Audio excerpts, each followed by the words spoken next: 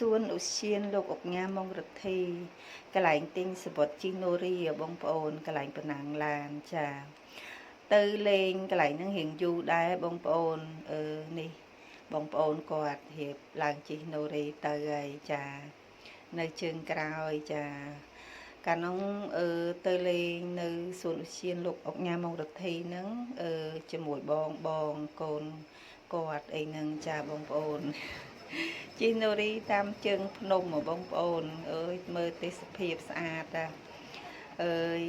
នៅកន្លែងលោកអុកញ៉ាម៉ុងរទ្ធីហ្នឹងគឺមានកន្លែងកំសាន្តច្រើនបងប្អូនមានកន្លែងជីណូរីមានកន្លែងកញ្ចុះអង្គុយញ៉ាំអីចាបងប្អូនមានកន្លែងកាហ្វេមានអារម្មណ៍ថាស្រស់ស្រាយបងប្អូនកាលនោះប្រហែលឆ្នាំមុននេះបងប្អូនវីដេអូហ្នឹងនាងខ្ញុំបានធ្វើម្ដងហើយផុសនៅក្នុងเพจ